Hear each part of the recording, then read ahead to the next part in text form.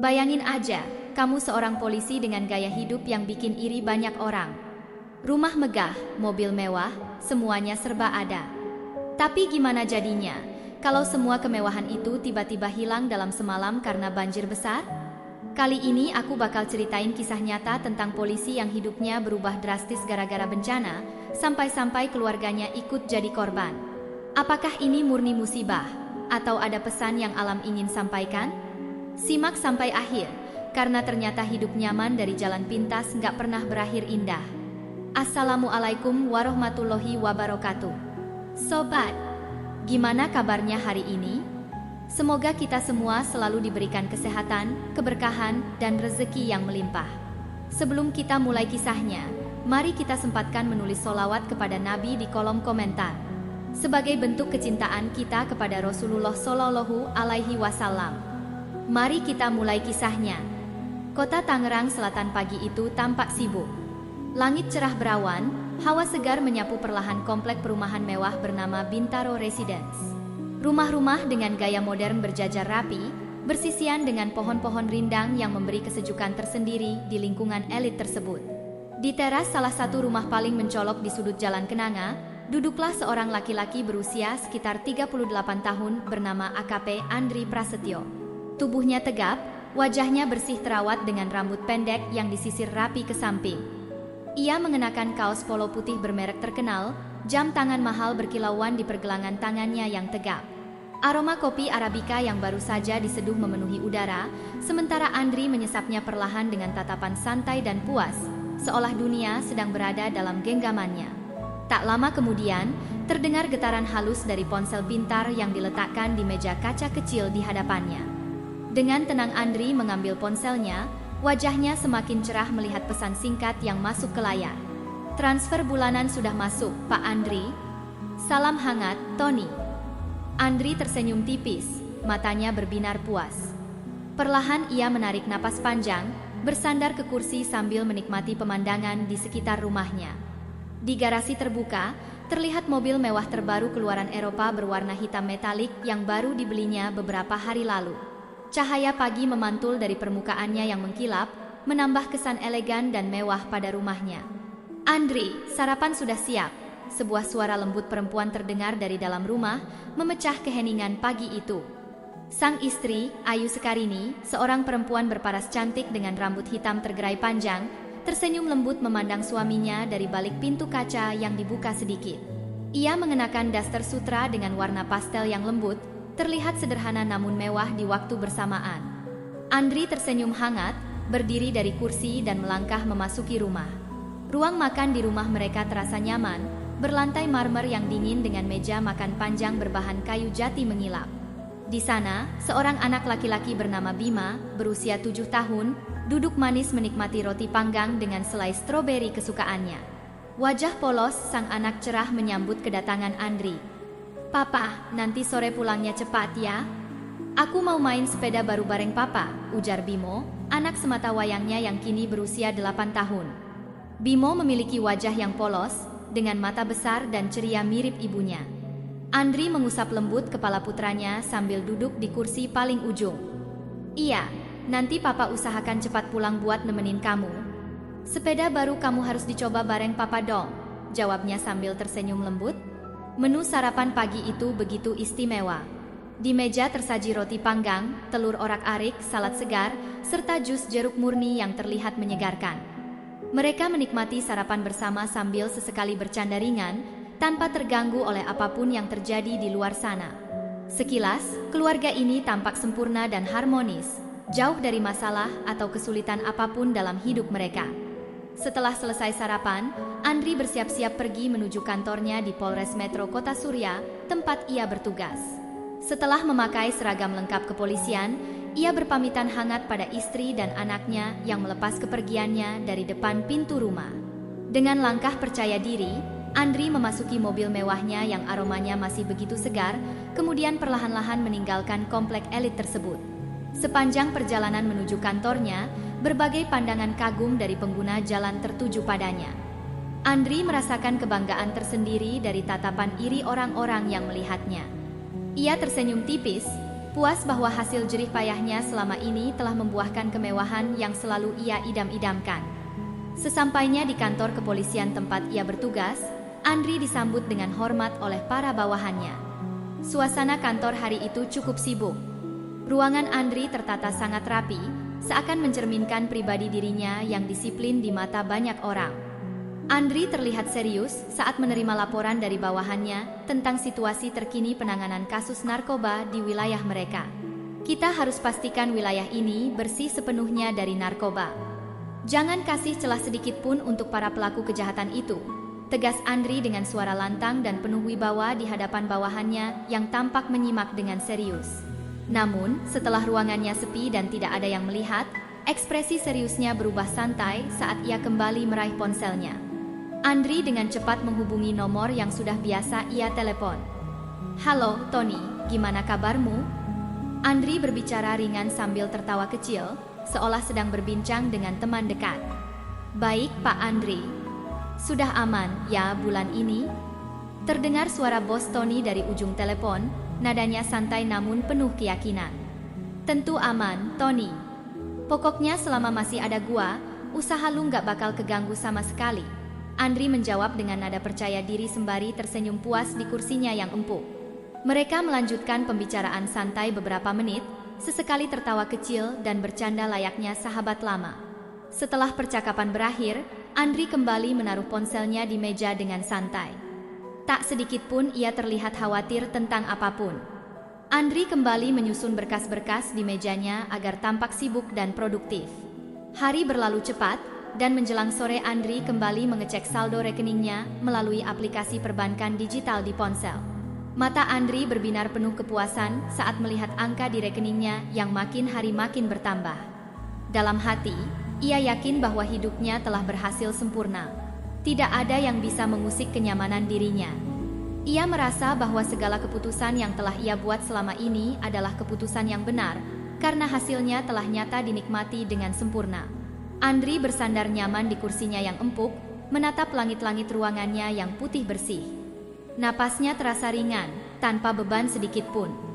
Wajahnya terlihat semakin cerah, merasa bahwa dirinya telah berada di posisi paling nyaman dalam hidupnya. Di balik pintu ruangannya yang tertutup rapat, Andri tersenyum sendiri sambil terus menatap layar ponselnya yang memperlihatkan jumlah saldo di rekening pribadinya. Dalam diam, Andri yakin bahwa tak ada lagi yang bisa mengganggu kenyamanan dan kestabilan yang kini sedang ia nikmati dengan begitu sempurna. Hari itu, langit kota Tangerang tampak berbeda. Awan kelabu bergelombang memenuhi cakrawala sejak pagi, menutup sinar matahari yang biasanya menyinari kota dengan cerah. Meskipun demikian, kehidupan tetap berjalan seperti biasanya. Jalanan kota tetap ramai dengan aktivitas masyarakat yang lalu lalang di sepanjang jalan raya utama seperti Jalan MH Thamrin dan Jalan Imam Bonjol. Di sebuah ruang kantor kepolisian, AKP Andri Prasetyo sedang duduk dengan wajah tenang, seolah tidak peduli dengan apa yang sedang menjadi pembicaraan rekan-rekannya di kantor. Beberapa rekannya, termasuk Aibda Budi Santoso yang duduk di meja sebelahnya, tampak sibuk berdiskusi mengenai perakiraan cuaca dari Badan Meteorologi, Klimatologi, dan Geofisika (BMKG) yang memperingatkan adanya kemungkinan hujan deras disertai banjir di kawasan sekitar Tangerang.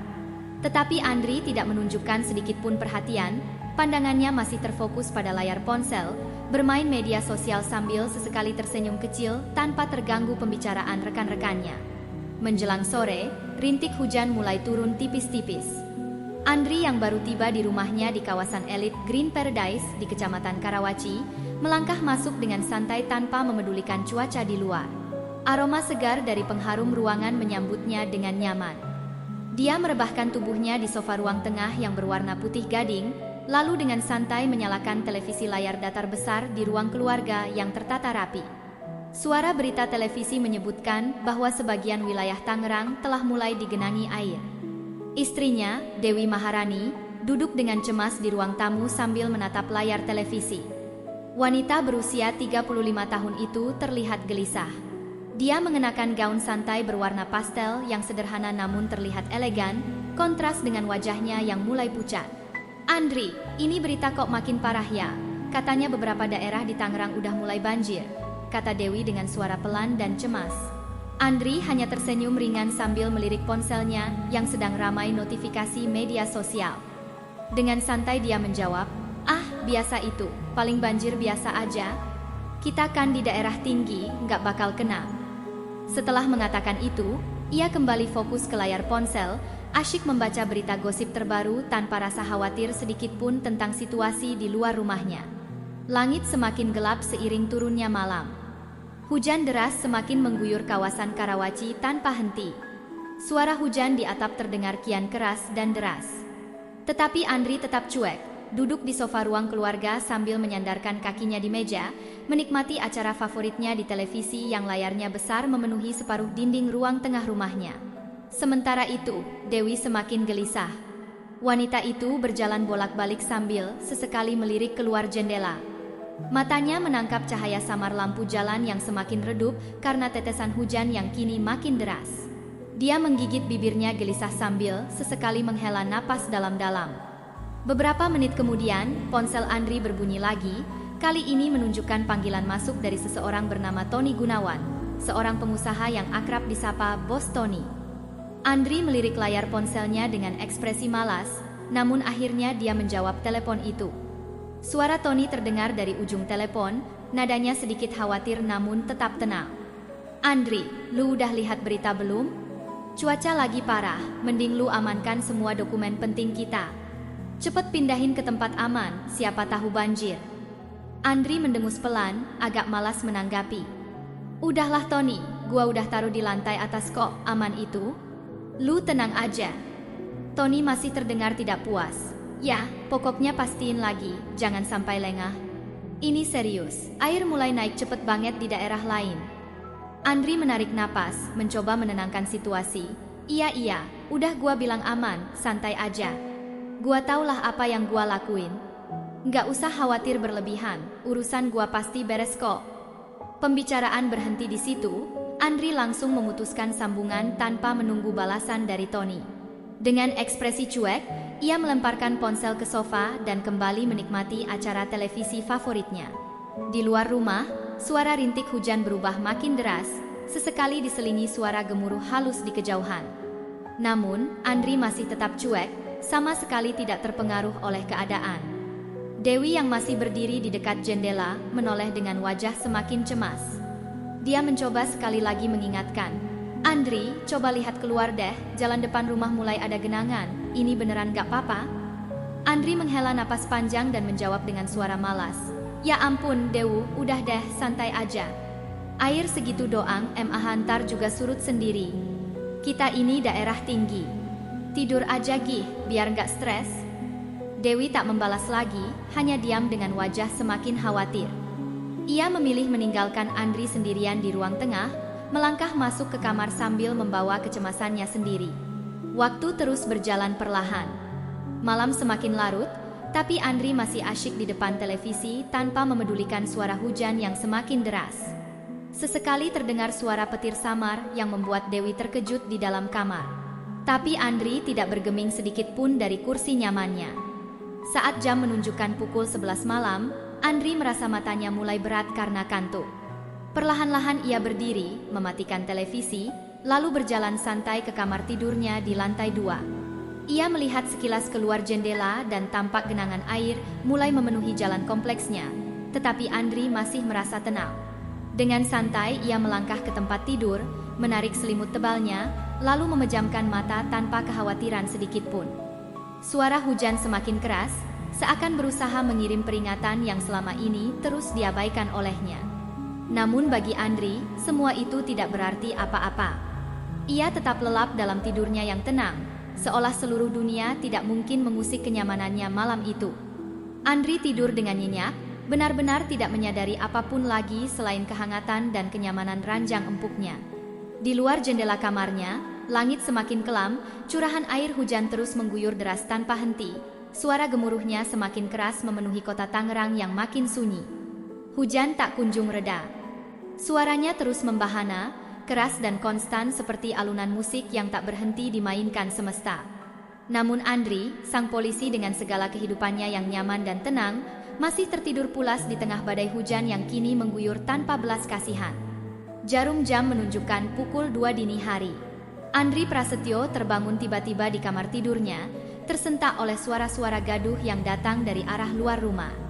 Lelaki itu duduk di atas kasurnya, mengusap mata yang masih terasa berat, mencoba memahami situasi di sekelilingnya. Gemuruh hujan di luar masih terdengar jelas, lebih keras dibanding sebelumnya. Di tengah suasana gelap itu, suara samar terdengar dari kejauhan, samar namun jelas menunjukkan kepanikan dari beberapa penghuni kompleks perumahan Bintaro Residence, Tangerang Selatan. Andri segera berdiri dan melangkah menuju jendela kamarnya. Dengan tatapan penuh ketidakpercayaan, ia melihat genangan air telah berubah menjadi arus deras yang memenuhi jalanan komplek. Cahaya samar lampu-lampu rumah tetangga yang masih menyala menerangi banjir yang telah menutupi hampir seluruh area perumahan. Jantung Andri berdetak cepat. Rasa panik mulai merayap perlahan. Sebelum ia bisa mengatur napasnya, suara teriakan panik istrinya, Dewi Maharani, terdengar dari arah ruang tengah lantai 2 rumahnya. "Andri, cepat lihat ke bawah. Airnya sudah masuk ke dalam rumah."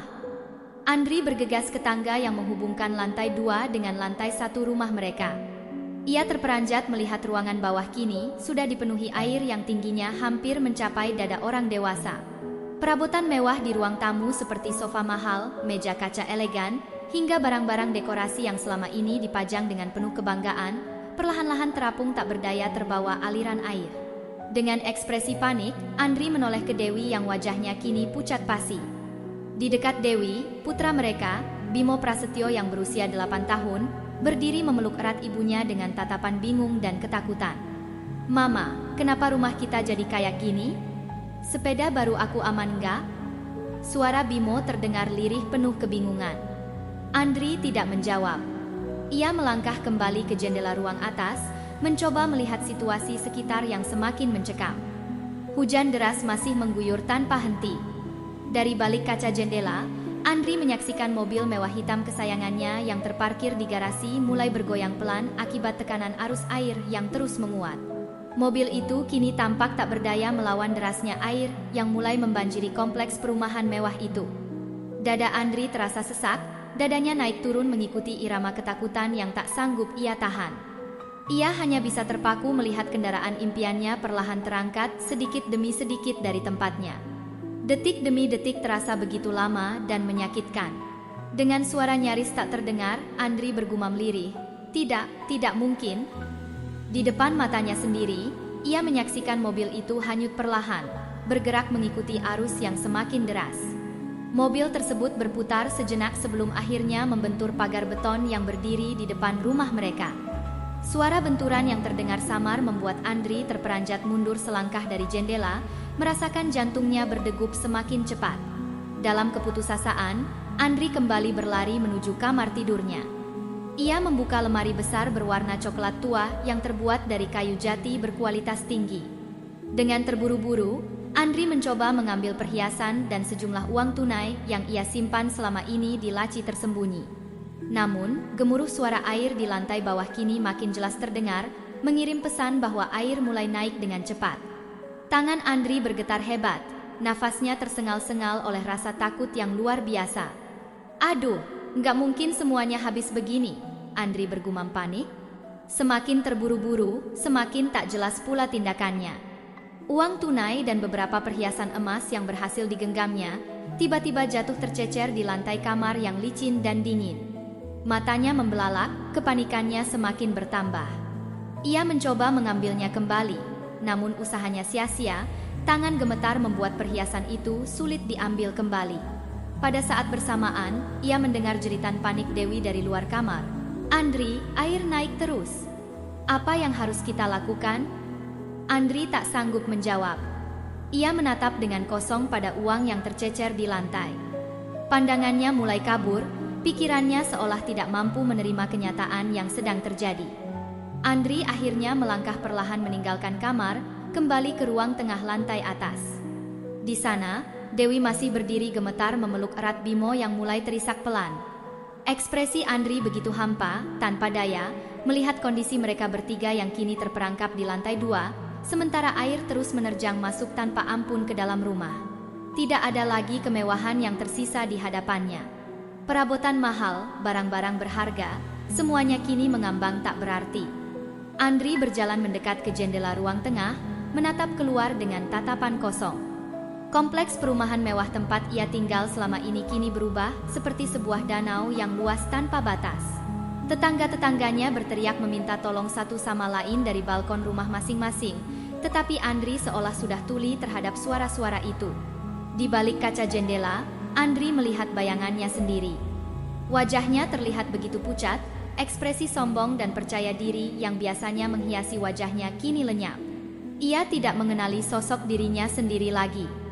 Perlahan, Andri memalingkan wajah, lalu menatap kembali pada seisi ruangan yang telah porak-poranda diterjang air. Dewi duduk memeluk Bimo erat di sofa sudut ruang tengah, keduanya diam dengan ekspresi ketakutan yang sama besarnya. Andri berdiri mematung di tempatnya, tak mampu bergerak lagi, hanya suara napasnya yang semakin berat terdengar memenuhi ruangan. Perlahan, ia mengepalkan tangannya dengan keras, menyadari bahwa semua yang pernah ia miliki, semua yang pernah ia banggakan, kini hilang ditelan air yang tidak lagi terkendali. Ia mengangkat pandangannya sekali lagi keluar jendela. Tidak ada lagi mobil mewah, tidak ada lagi barang-barang mahal, tak ada lagi kemewahan. Semuanya kini lenyap tanpa sisa. Di tengah keheningan yang semakin dalam, Andri hanya bisa berdiri diam sambil memandang seisi rumahnya yang terendam air dengan perasaan yang semakin hampa. Tangannya masih gemetar, suaranya hilang entah kemana, matanya hanya mampu menatap kosong ke arah aliran air yang terus merendam semua kemewahannya. Semua yang dulu dibanggakan, sekarang tenggelam tanpa bisa ia selamatkan sedikit pun. Andri tidak bergerak lagi dari tempatnya berdiri. Ia hanya diam membisu tanpa ekspresi sedikit pun, menyaksikan segala yang pernah ia bangun kini tenggelam perlahan di depan matanya sendiri. Pagi datang dengan samar di kota Tangerang Selatan, meninggalkan jejak mendung kelabu yang masih setia menggelayut di langit. Di komplek perumahan elit Bintaro Residence, suasana jauh dari biasa. Jalanan utama komplek yang biasanya bersih dan tertata kini penuh lumpur kecoklatan, tumpukan sampah yang terbawa air memenuhi setiap sudut jalan kenanga. Di teras depan rumah nomor 28, AKP Andri Prasetyo terduduk lemas di anak tangga yang masih tertutup lumpur basah. Wajahnya pucat, tatapannya kosong ke arah rumah megah yang semalam masih ia huni bersama keluarganya. Kini rumah itu tak lebih dari bangunan besar tanpa daya, dipenuhi lumpur dan puing-puing yang terbawa air dari sungai Cisadane yang meluap. Andri menyandarkan tubuhnya ke dinding rumah. Pikirannya kalut, melihat bagaimana perabotan mahal yang dulu menghiasi ruangan kini tergeletak tidak beraturan. Sofa putih yang biasa menjadi tempatnya bersantai kini telah basah kuyup dan berbalut lumpur coklat pekat. Ia menatap dengan tatapan kosong ke arah mobil mewahnya yang kini terbaring miring, setengah tertimbun lumpur di sudut jalan komplek. Mobil yang sebelumnya membuatnya merasa berada di puncak kehidupan, kini terlihat tak berbeda dengan barang-barang bekas lainnya. Dalam diam, sebuah nada dering ponsel berbunyi keras. Andri menarik ponsel dari sakunya yang basah. Nama yang muncul di layar membuat wajahnya makin pucat, Tony Gunawan. Ia menghela napas panjang, lalu dengan berat menerima panggilan tersebut. Belum sempat Andri berbicara, suara Tony langsung memenuhi telinganya, penuh emosi namun tetap terkendali. Andri, lu lihat sendiri sekarang kondisinya gimana? Semua aset gua di gudang kawasan Cipondoh kebanjiran habis-habisan. Lu gimana kerjanya? Katanya udah dijaga semuanya aman. Sekarang gimana ceritanya begini? Tony bicara dengan nada suara dingin namun jelas terdengar rasa marah dan kecewa. Andri menelan ludah dengan susah payah, mencoba mengendalikan napasnya yang berat sebelum menjawab dengan suara lirih, hampir tak terdengar. Tony, gua nggak pernah bayangin akan sampai separah ini. Ini bukan kesalahan gua, kondisi cuaca. Tony menyela cepat dengan suara tegas. Gua nggak mau tahu soal cuaca, Andri. Lu yang janji jamin semuanya akan aman. Sekarang lihat akibatnya, semua usaha gua kacau karena lu nggak pernah serius. Andri terdiam, wajahnya semakin menunduk dengan napas pendek-pendek yang terdengar jelas, nyaris tak mampu merespons. Tony melanjutkan kata-katanya tanpa ampun.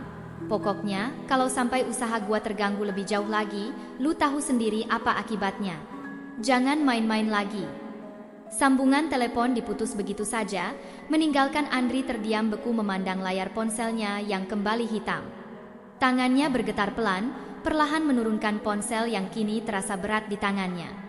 Andri kembali duduk di tangga, pandangannya kosong mengarah pada lingkungan sekitar yang mulai ramai oleh warga yang membersihkan rumah masing-masing. Sekelompok tetangganya yang selama ini selalu bersikap ramah, kini melirik ke arahnya dengan pandangan penuh kecurigaan dan ketidakpedulian. Bisikan-bisikan kecil dari mulut mereka terdengar samar, namun jelas tidak nyaman bagi Andri. Tak jauh dari rumahnya, seorang tetangga bernama Pak Darmawan, pensiunan pegawai negeri yang biasanya selalu menyapanya dengan hangat, kini menatap sinis ke arah Andri sambil menunjuk pelan ke arah rumahnya. Andri menangkap samar ucapan pria parubaya itu yang berbicara kepada tetangga lainnya, pantas aja rumahnya paling bagus sendiri. Sekarang kelihatan kan sumbernya. Andri merasakan dadanya semakin sesak. Ia ingin mengalihkan pandangan, tapi entah mengapa matanya terus tertuju pada wajah-wajah tetangganya yang kini tak lagi ramah. Ia merasa terasing dan terisolasi di komplek tempat ia dulu merasa dihormati.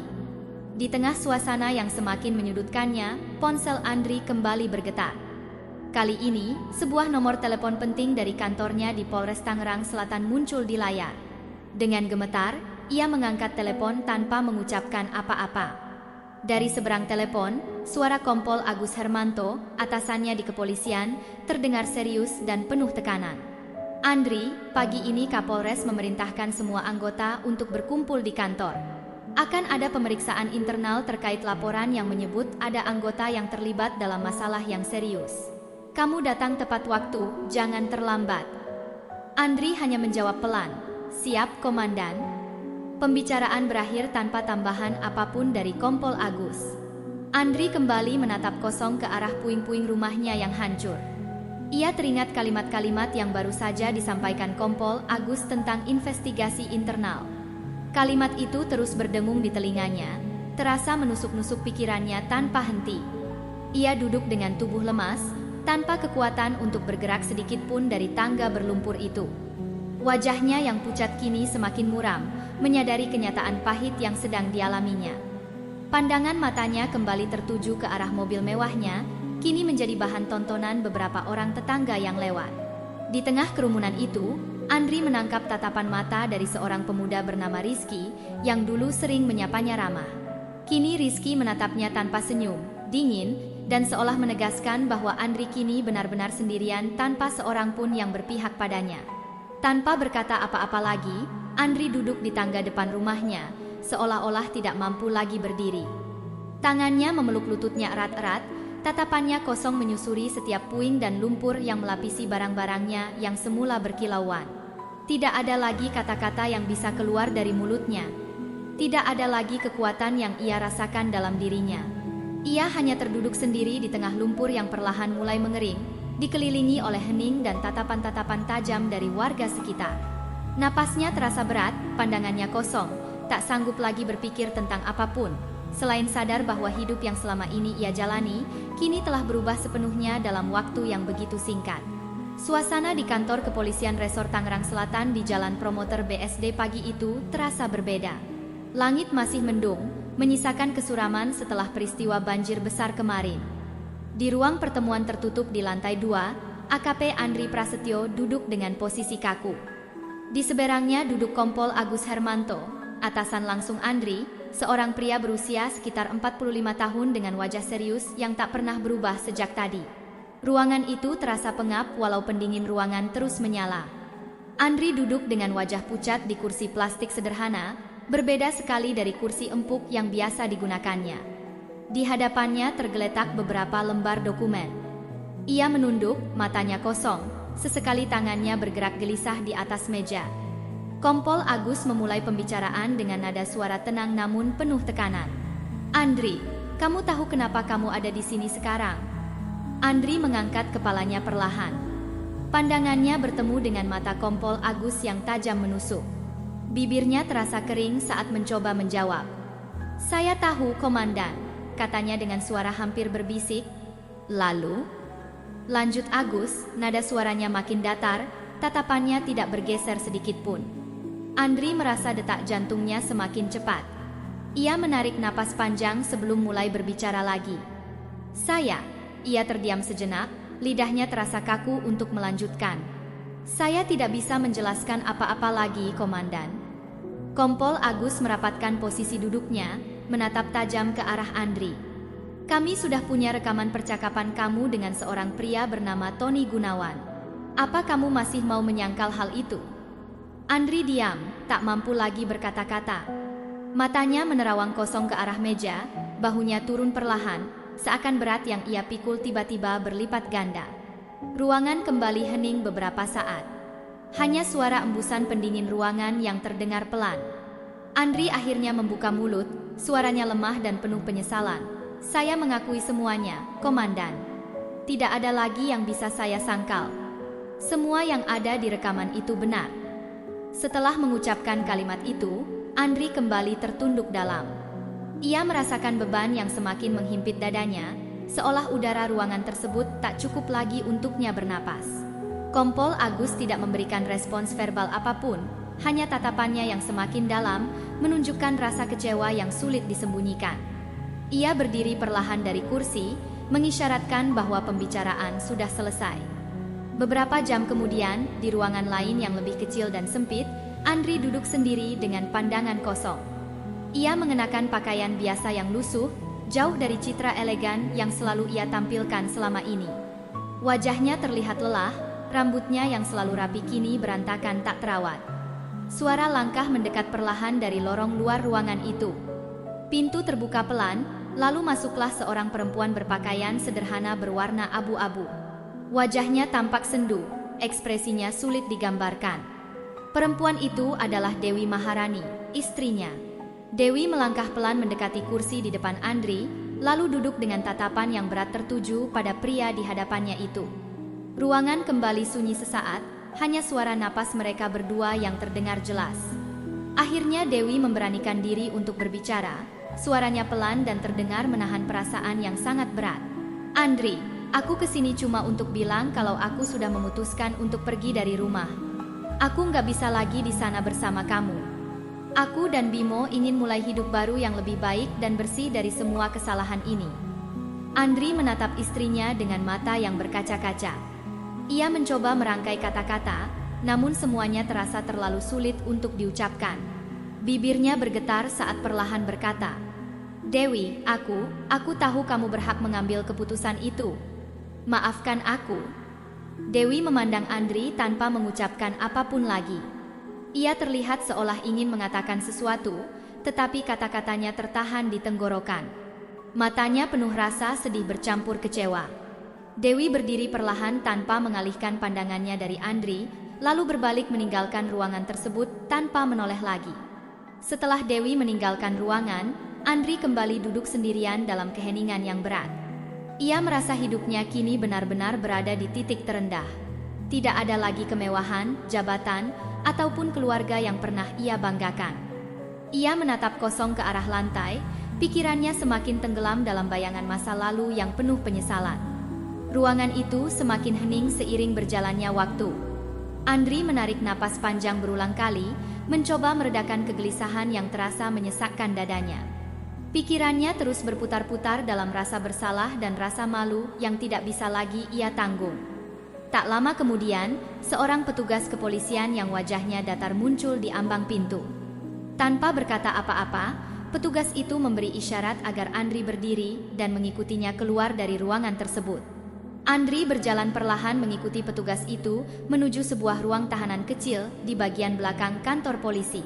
Ia melangkah masuk ke dalam ruangan berpintu jeruji besi itu tanpa mengatakan apa-apa lagi. Andri duduk di atas sebuah ranjang kecil yang keras, tatapannya tertuju kosong pada dinding ruangan yang catnya mulai mengelupas di beberapa bagian. Ia merasa ruangan tersebut seolah semakin mengecil, menghimpit dirinya perlahan-lahan hingga napasnya terasa semakin sulit. Ia merenung dalam diam, menyadari bahwa apa yang kini dialaminya adalah akibat dari semua kesalahan yang pernah ia lakukan. Perlahan-lahan, Andri menundukkan kepalanya, tubuhnya lemas tak berdaya. Ia duduk diam dengan bahu tertunduk, kedua tangannya meremas satu sama lain dengan erat. Tidak ada lagi kalimat yang keluar dari mulutnya, hanya rasa sesal yang semakin dalam memenuhi setiap sudut pikirannya. Andri Prasetyo kini terdiam hampa di balik ruangan kecil berpintu jeruji itu. Tatapannya yang kosong masih tertuju pada dinding usang di hadapannya.